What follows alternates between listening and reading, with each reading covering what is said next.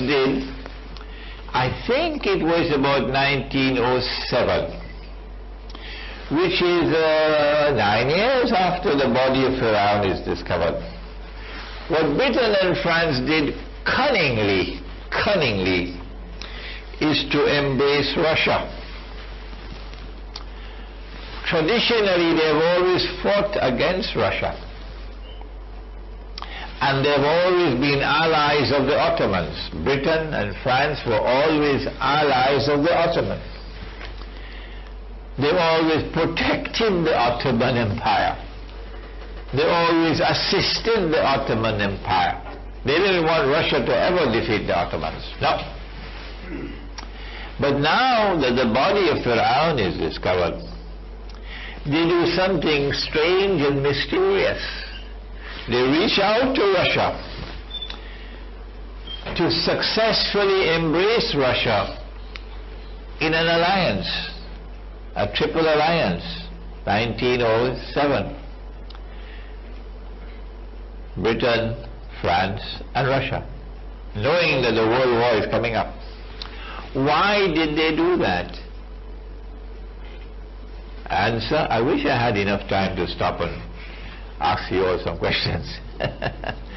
In chess, there's a term, they call it checkmate. Checkmate. You put your enemy in a position where he can't move. Anyhow he turns, he's blocked. So they checkmated the Ottoman Empire. So that when the war starts, the Ottomans cannot become allies in the war with Britain and France. Why? Because Russia is there. And Russia is a traditional enemy. That's why they did it. So the pieces on the chessboard are being put in place as we approach 1914, when the World War is to take place. Out there, Hussein bin Ali is ready to revolt against the Ottoman Empire. And over here, the Turks, the secular Turks, take over the government, regime change. And over there, Britain and France make an alliance with Russia to checkmate the Ottoman Empire. Russia responded when the war started. Russia naturally, you can't blame Russia, in seeking to get all the Orthodox Christians under Ottoman rule to revolt. What's wrong with that? This is war. And as the Armenians revolt against the Ottoman Empire, what the secular Turks did, and they admitted, they say, yes, we did it, was to forcefully remove millions of Armenians from territory in which they were located, which was vulnerable to Constantinople, to another area. And a great massacre took place. The secular government in Constantinople can't fool us by throwing wool over our eyes. All the excuses that they made, and they are still making to this day, is just dust in our eyes. They deliberately massacred the Armenian Christians. It's called a Holocaust. It did take place. Why? It's not too difficult for you to understand why. Because they are pursuing the same policy that the Ottomans had pursued before the regime change. What was that policy? Deliberate antagonism of whom? So that the hatred that the Orthodox Christians have for Islam would intensify. That's why you had the Holocaust. of the Armenians in must have been around 1914, 15, somewhere around there. Okay? By 1917, the writing was on the wall for two countries. The writing was on the wall for the Ottoman Empire, that they were going to be defeated. They had made an alliance with Germany because there was nothing else that they could do. Because they had been checkmated. That's what Britain and France wanted. We wanted you to make an alliance with Germany. The writing was on the wall for the Ottoman Empire and for Germany. You were losing the war. All that the Zionists needed to win the war was to get the United States of America to enter the war. The fellow who gave us the motor car, what was his name? Henry? You've forgotten his name? We still have Ford motor cars around. FOR did a fix and repair something with that. Henry Ford did everything he could possibly do to prevent the United States from entering the war. And when he lost the battle, he had the money to bring together the research scholars and to be able to document how they succeeded. And he produced a book called The International Jew, in 4 volumes, big, in which he explains and reveals what they did, the Zionists did, to get the United States into the war. Most Americans have not read that book. It's banned in the United States. As soon as the United States entered into the war, it was over. But before that, before the United States entered into the war, Germany had the upper hand. And Britain and France very cunningly ensured that Russia would bear the brunt of the fighting from 1914 to 1916. Millions of Russians were killed. Russia had to abandon Moscow, I believe. And the Russian economy was in shambles. And the Russians were suffering, and this is precisely what the British wanted. Oh, we are allies. No. What Britain and France did was to say to Russia in 1907, or maybe shortly after that if you join with us in an alliance, when we defeat the sick man of Europe, we promise you Constantinople. And the Russians fell for the bait. I went to Russia and warned them, don't fall for the bait a second time. They're coming to you with another bait now. If we win the war, we offer you Constantinople. But they were not sincere. In the same way that they were not sincere with the Arabs when they were fomenting this Arab revolt to get your independence from the Turks. We promise you, if you will assist us in defeating the Ottoman Empire, we promise you independence. There will be one Arab nation at the end of the war. One Arab nation. And the king of the Arabs would be Hussein bin Ali. You believe the British and the French? Are you so stupid? So on the one hand, they were offering Russia Constantinople, and you are our ally. But behind Russia's back, they were stabbing Russia in the back. How did they do it? The strategy was to get Russia to take the brunt of the fighting, to get Russia to take the brunt of those who were being killed in the war, to get the Russian people to suffer and suffer and suffer, and then to foment revolt in Russia. And the Russian Jews now play a critical role in bringing about a revolution. The timing of the revolution is immaculate. Immaculate.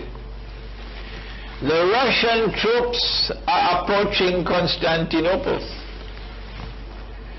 Constantinople is within reach of the Russians. And this is the prize which has been offered to them by Britain and France.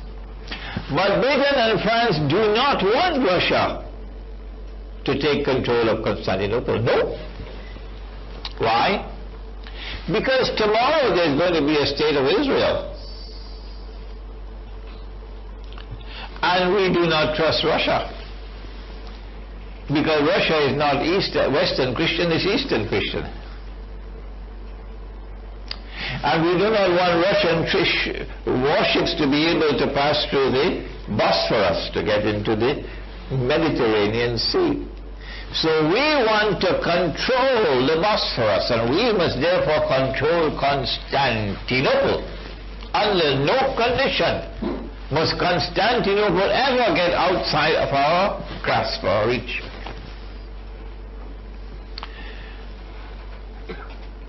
And so when the Russian troops were within grasp of Constantinople, then the Russian Jews acted in October 1917, because there is popular discontent in Russia over the war, because the Russian troops are suffering in the war, because workers are suffering in the war, the economy is in shambles. There are riots and demonstrations all over Russia. The Tsar Nicholas can't handle it. So now they succeed, the Russian Jews, amongst them is Lenin. And they overthrow the Russian monarchy. It will not be long again before they overthrow another monarchy. This monarchy had lasted for a few hundred years, the Russian monarchy. But that monarchy is 4,000 years old. And they're going to overthrow that one as well. Which one am I talking about? Come on, somebody. China. China. The Chinese emperor. They're 4,000 years old of emperors. The Tsar Nicholas and his entire family are assassinated, killed. And the Zionists take over Moscow. October 1917. The first thing that they do is to withdraw Russia from the war. Why? So that the Russian troops cannot proceed further to take Constantinople, which is what Christian Russia wants. Because the Bolsheviks don't care for religion. No. What they want is a godless atheist state, and they get it in 1922 when the Soviet Union is created as a Zionist creation, the Soviet Union. So the Zionists are achieving monumental successes. I mean, there was a revolution in Constantinople in 1908, which overthrew the Ottoman regime, which was based on the Sharia. And now you have a secular regime in Constantinople. And now look at what they do a few years later in Moscow. This is the Orthodox Church, the Christian Orthodox Church. This is Rome. So Islam is now being ruled by secular Turks, young Turks in Constantinople. And Rome is now being ruled by Jews, Russian Jews, godless Russian Jews, who take a lot from Karl Marx, the German Karl Marx, who was a Jew as well.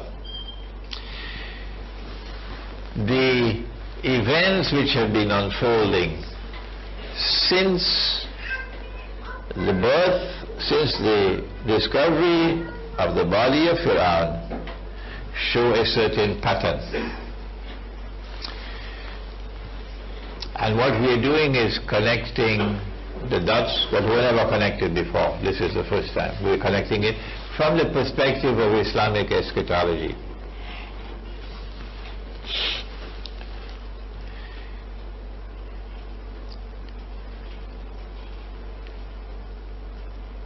The British and the French decide to launch an attack on the Ottoman Empire and to land a few 100,000 troops in a place called Gallipoli. The history of that war, the true history, is still to be written, I believe. But they maneuver, and at the end of it, Mustafa Kemal defeats them very conveniently. And Mustafa Kemal now emerges as the hero of all the Turks. They worship the man now. And then he proceeds to take on Greece, which has sent troops into the Turkish heartland. And Mustafa Kemal defeats the Greek army. The Greeks are seeking help from Britain and from France. But Western Christianity does not want to support Eastern Christianity. So Greece is defeated. And by 1922, Mustafa Kemal is, without question, the hero of all the Turks. Oh yeah. He's able to take over Constantinople because British troops and French troops are there. And as he takes over Constantinople, he proclaims that we want the Republic of Turkey. My gosh, it is this transformation from the old model of an Ottoman Empire, which is abandoned, to the new model of a secular state, the Republic of Turkey, that makes the greatest impact of all on Asia and Africa. The American Revolution, the French Revolution, the Bolshevik Revolution did not have a comparable impact. What happened in Turkey has the greatest impact of all. And so the Republic, the secular Republic of Turkey is established. And Islam is put into cold storage.